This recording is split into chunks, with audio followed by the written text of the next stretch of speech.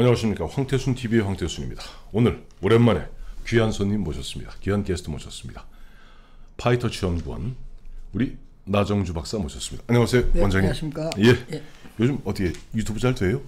예. 조금 이제 2,000명 이제 조금 넘었습니다. 예. 또 우리 애청자 여러분, 나정주 박사, 나정주 원장의 파이터치 연구원, 나정주 원장, 나정주 박사의 경제 읽기 굉장히 보면 세상을 읽는데 큰 도움이 됩니다. 꼭 한 번씩 애청해 주시기 바라고. 오늘은 전 너무나 충격적인 말씀을 갖다가 주제를 갖고 나왔어요. 최근에 그러니까 한 1년 3개월 사이에 이렇게 일가족 자살이 많은지 처음 알았습니다. 네. 저희가 도표 하나하나 보면서 설명을 해주시죠. 예. 제가 이제 그 언론에 나온 거를 기사를 갖다가 쭉 한번 추적을 해봤습니다. 네. 그래서 19년부터 이거는 일가족 자살입니다. 그냥 자살. 예, 혼자 본인 스스로 극단적 선택한 것이 아니라 뭐 가장이 중심이 되어서 일가족이 동반 극단적 선택한 경우를 말씀드리는 겁니다. 예. 2019년 2월 달에 여수에서 일가족 3명이 숨진 채 발견됐고, 네네. 3월 달에 이제 공주에서, 네. 그 다음에 또 3월 달에 부산에서, 네. 그 다음에 3월 달에 또 화성에서, 네. 그 다음에 5월 달에 이제 시흥에서 이제 일가족 4명이 숨진 채 발견됐습니다. 예. 5월 달에는 이제 의정부에서, 네네. 그 다음에 또 5월 달에 인천에서, 네네. 그 다음에 6월 달에 시흥에서, 예. 8월 달에 의왕에서, 9월 달에 대전에서. 야, 이렇게 많았군요. 예, 그렇습니다. 또 더 남았습니다. 아이고, 진짜 그렇네요. 예, 10월 달에 이제 제주에서, 네네. 그 다음에 또 10월 달에 시흥에서, 네. 11월 달에 성북에서, 네. 12월 달에 대구에서, 네. 이제 2020년에 올해 들어서 4월 달에 이제 네. 대구에서, 네. 그리고 이제 총선 끝나고 3일 후에 예. 4월 18일에 부산에서 일가족 3명이 숨진 채 발견됐습니다. 글쎄 이렇게 보면 일가족 좀 자살이 보면은 한 1년 4개월 사이에 20건 가까이가 되는데 뭐 이유가 있나요? 그렇습니다. 그 이유 보면은 유서를 보면 이제 경제적 어려움. 예. 그 다음에 이제 또 지인들한테 물었을 때는 또 경제적 어려움. 네네. 결과적으로 이제 경제적 어려움 때문에 이제 개인이 자살할 경우는 뭐 우울증이라든가 여러 가지 원인이 있겠지만 이렇게 일가족이 자살한 거는 도저히 이제 희망이 없는 거죠. 그래서 경제적으로 그 경제적 어려움 때문에 이제 자살하게 됐는데. 그러면 이제 얼마나 이 하위에 못 사는 사람들의 소득이 줄었는지. 네, 도표를 한번 보시면서 올리겠습니다. 보겠습니다. 네네. 자, 먼저 이게 이제 이 그래프는 이제 소득 하위 20% 가구의 소득 변화율입니다. 그러니까 우리 사회로 이야기하면 최하위 20%를 얘기하는 거죠. 못 사는 사람. 제일 못 사는 사람들 얘기하는 겁니다. 여기 이제 소득이 이제 경상소득과 비경상소득이 나눠졌는데 이걸 합친 겁니다. 네네네. 자, 보시면 이 점선은 이제 현 정부 들어서 이제 소득주 성장 정책을 본격적으로 시행한 시점입니다. 뭐 그러니까 구체적으로 하면 점점점점 있는 것이 바로 2017년 5월 10일입니다. 아니 저 18년. 아니 그렇네요. 이게 분기입니다. 분기니까 2018년 1사분기. 최저임금을 10.4% 크게 올린 시점입니다. 그렇죠. 그거를 이제 기준으로 해서 좌측은 이제 박근혜 정부라 볼 수 있고, 그렇네요. 오른쪽은 이제 현 정부 시점입니다.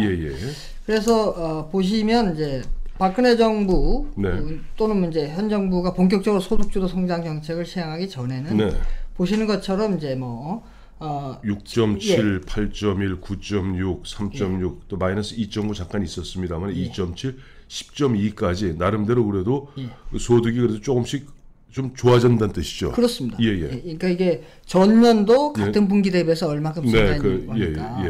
그런데 최저임금을 확 올린 이후에 보시면은 2018년 1사분기에 마이너스 8% 떨어지고. 이 뭔가 이 소득 주도 성장이 하위 20%는 직격탄이었군요. 그렇습니다. 그리고 4사분기에는 마이너스 17%, 17.8. 7. 그러니까 거의 20% 까졌다는 얘기네. 그렇습니다. 1년 전에 비해서. 이렇게 이 최저임금이 말려갖고 충격이 심했습니다. 그렇군요. 근데 이걸 좀 자세히 또 보기 위해서 다음을 보시면은 요거는 이제 처분 가능 소득이라 해서 가처분 소득. 세금 빼고 4대 보험 빼고 실제 내가 소비에 쓸 수 있는 그 소득을 보시면 더 떨어집니다. 지금 그렇네. 이제 2018년 1사분기에 아까 8%대였는데 마이너스. 네, 지금 마이너스 12.8. 12.8. 그 다음에 4분기에는 이제 19.5. 더 떨어졌습니다. 그러니까 이거 다 뗄 거 다 떼고 나서 쓸 수 있는 돈이 더 작아졌다. 더 작아졌다. 이게 왜 그러냐면은 그 준조세에 해당되는 4대 보험료 있지 않습니까? 4대 보험. 이게 많이 올랐습니다. 맞아요. 많이 올랐어요. 4대 보험. 4대 보험 중에서 보면 건강보험. 특히 보면 이제 4사 이 뭡니까? 이 이제 밑에 하위 20% 같은 경우는 뭐 직장 갖기보다는 주로 뭐 직장이라 그래봐야 뭐 일용직 비슷한 걸 거고 그런 경우 되게 의료보험은 또 들어야 되니까 대부분 이제 저 지역의보를 들지 않습니까? 지역의보료가 굉장히 많이 올랐더라고요. 그리고 또 뭐 저 고용보험도 많이 올랐습니다. 왜냐하면 실업자가 많이 발생하니까 실업급여가 많이 늘었거든요. 그러니까 이제 많이 빠져나갔고. 그렇군요. 자, 그럼 요거를 이제 큰 틀에서 봤는데, 좀 요거를 그럼 경상소득하고 비경상소득 세부 좀 나눠보겠습니다. 자, 이제 뭐 이제 그래프는 소득 하위 20% 가구의 근로소득 변화율입니다. 일에서 벌어든 돈. 그럼 뭐 직장이 있는 사람들을 얘기하는 거군요. 이제 요거는 이제 가구니까 가구의 평균이니까 없는 사람도 있겠죠. 그렇네요. 가구의 이제 근로소득입니다. 보시면 이건 더 충격적입니다. 아이고 이건 진짜 이거 2018년 1사분기가 마이너스 13.3. 다음에 4사분기가 무려 36.8이네 마이너스. 이게 완전 직격탄을 받은 겁니다. 그러니까 이제 일자리가 사라진 거죠. 최저임금을 확 올리니까 저기 최저임금 정도의 어떤 고용을 하던 저 사업주가 최저임금이 너무 많이 오르니까 인건비를 견디지 못하니까 다 자른 거죠. 해고시켜버릴 수밖에 없겠죠. 해고하니까 그 대상자들이 최저임금 받는 사람들 대부분 소득 하위 20% 가구거든요. 그렇죠. 이 사람들이 다 해고되니까 가구의 평균 되니까 가구의 근로소득이 이렇게 많이 떨어지는 겁니다. 그러니까 아까 우리 나 박사님이, 나 원장님이 최근 일가족 자살 현황하면서 2019년 2월 25일 여수에서 일가족 4명 숨진 채 발견 여기서부터 시작됐는데 이게 보니까 2018년 4분기가 마이너스 36.8이니까 바로 그 다음이 그렇습니다. 바로 그 다음 달이잖아요. 사실은 그 다음 달 2월 20 그렇구나. 이 마이너스 근로소득이 무려 마이너스 36.8이 빠졌고 이것이 문재인 대통령, 문재인 정부의 소득 주도 성장, 최저임금 상승의 효과가 이렇게 나타난 겁니다. 그렇습니다. 아이고. 충격적입니다. 자, 다음에 이제 다음을 보시면 이제 요거는 소득 하위 20% 가구의 사업 소득 변화입니다. 요게 바로 이제 자영업자. 자영업자. 자영업자입니다. 그러면 이제 소득 하위 20% 자영업자는 대부분 고용원을 가지고 있는 자영업자가 아니고 혼자 하는 자영업자가 많아요. 그렇죠. 그럼 이 사람들은 최저임금이 확 오르면 별 뭐 여파가 없을 거라 생각하지 않습니까? 그렇죠. 종업원이 없으니까. 그런데 충격을 받았습니다. 왜 그러냐면 이유를 설명드리겠습니다. 자, 2018년 1사분기에 마이너스 26%. 그렇네요. 뚝 떨어집니다. 이유가 왜 그러냐면은 이 혼자 하는 자영업자도 대부분 이제 뭐 식당 한 분들이 많죠. 조그만 식당, 그 큰 식당 말고 라면 가게 이런데 조그만 분식집 이런데. 그렇죠. 그런 사람은 이제 재료를 이제 공급받지 않습니까? 근데 그 재료를 공급하는 사람들이 뭐 배달을 하거나 그걸 만드는 사람들이 대부분 최저임금 대상자가 많아요. 거기서 인건비가 오르니까 그 재료비를 올리는 겁니다. 재료비가 올라가는구나. 재료비가 오르니까 이 사업소득이라는 거는 총 매출에서 어떤 이제 비용을 다 뺀 거거든요. 그렇죠. 그러니까 당연히 재료비가 오르니까 사업소득이 뚝 떨어집니다. 그래, 앞서 이제 보면 근로소득이라든가 뭐 저 가처분 소득 같은 경우 보면은 가장 흔한 일로 직격탄을 맞은 게 2018년 4사분기인데 사업소득은 2018년 1사분기가 제일 많이 떨어졌네요. 이제 마이너스 26%. 당장 이제 바로 직격탄이 바로 최저임금 오르니까 재료비가 올리지 않습니까? 그러니까 그때 우리가 물가가 올랐다는 얘기 많이 들었지 않습니까? 그렇죠. 그러다 보니까 이제 이게 바로 사업소득에 직격되는 겁니다. 그래서 이제 이 자영업자도 타격을 받았다. 여기 하위 20% 혼자 하는 자영업자. 대부분 혼자 하는 자영업자들이 내가 밑에 사람을 안 쓰니까 안 받을 것 같은데 어차피 내 몸 팔아서 하는 건데 그렇습니다. 그게 아니라 보면 밥을 하든 뭘 하든 재료비는 재료는 갖고 와. 김밥을 말더라도 보면 단무지도 갖고 와야 되고 뭐도 갖고 와야 되니까 거기에 재료비 상승이 결국 직격탄으로 퍼붓고. 그렇죠. 그 재료비를 만들거나 배달하는 사람들이 대부분 최저임금 반성이 많기 때문에 몸값이 올라가니까 당연히 재료비가 오르는 거죠. 그렇네요. 이거 참 또 이 경제가 참 재밌네요. 예, 재밌습니다. 예, 다음. 아이고 죄송합니다. 이 심각한 얘기하면서 좀 웃어버렸습니다. 자, 다음 보시면은 이제 이 못 사는 사람들 하위 20% 가구의 재산 소득 변화율입니다. 이게 좀 잠깐만 앞이 이제 근로소득 있고 사업소득 있고 재산 소득은 어떤 걸 재산 소득? 재산 소득인데 요게 이제 뭐 우리가 이제 저축을 하거나 저축했을 때 이제 뭐 이자 같은 거 나오지 않습니까? 그 다음에 이제 주식 투자하면 또 우리 배당 받는 거 이런 걸 얘기하는데. 하위 20%는 주식은 없겠죠. 주식 있는 데 거의 없겠죠. 대부분 저축에서 이자입니다. 이자. 이자인데 요 재밌는 현상은 최저임금 하고 올랐어요. 58.8%. 그거 왜 그래요? 근데 이제 가다가 뚝 떨어졌지 않습니까? 뚝 떨어졌네요. 자, 이게 왜 이렇게 됐냐면은 이제 소득주도 성장 정책을 펴니까 경제가 악화돼요. 경제가 악화되니까 어떻게 됐습니까? 내가 저축할 돈이 없어지고 쓸 돈이 그러니까 내가 힘들어지니까 먹어야 될 거 아니에요. 소비를 할 때. 그러니까 저축을 깨는 겁니다. 저축을 깨는구나. 저축을 깨니까 당연히 이자 소득이 확 줄죠. 근데 그 2018년 1사분기에 58.8%나 올랐던 거는 왜 그렇게 확 갑자기 올랐을까요? 요거는 뭐 예를 들어서 이제 최저임금이 확 오르면은 그 있는 사람들은 예를 들어서 뭐 일단은 불확실성이 이제 경제가 안 좋아지니까 돈을 일단 안 썼겠죠. 그렇죠. 안 쓰고 이제 뭐 그럴 때는 이제 좀 올라갔다가 이자입니다. 이게 저축 이자니. 이자가 저축한 이자분입니다. 이런데 경제가 점점 악화되니까 지금 보십시오. 이게 2019년 1사분기에는 37점 마이너스 37.8%. 그렇네요. 엄청 떨어집니다. 참 끔찍하다. 그렇습니다. 다음에 이제 이제 경상소득 중에 또 하나가 이전소득이 있습니다. 나라에서 주는 거죠. 이전소득 흔히 보조금 같은 거죠. 그렇습니다.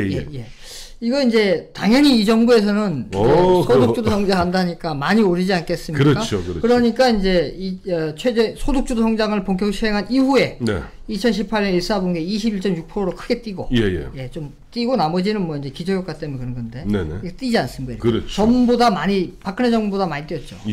그렇네요.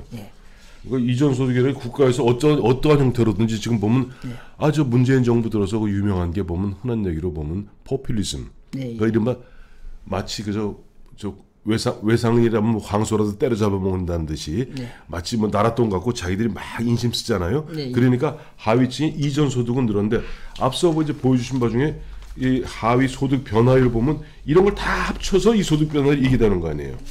그렇습니다. 그렇죠. 그러니까 이렇게 이전 소득이 조금 늘었다 해도 사실 이전 소득 앞서 말씀하셨던 근로소득, 재산 소득, 사업 소득 그 다 합쳐도 결국 소득 하위 20%의 변화는 지금 보면은 소득 주도 성장 정책을 펴고 난 다음에 급격히 악화되고 있다. 그렇습니다. 그래서 그것이 결국 2019년부터 정말 일가족 어떻게 보면 좀 극단적 집단 자살로 나타나고 있다 이렇게 봐야 되고 그다음에 여기까지가 바로 이제 경상소득이었습니다. 소득은 아까 제가 말씀드린 경상소득과 비경상소득이 있는데 요 앞에까지가 경상소득이요. 이전 소득까지 경상소득이요. 다음에 이제 비경상소득이 있습니다. 비경상소득 어떤 게 비경상소득? 요게 이제 우리 쉽게 하면 기타소득.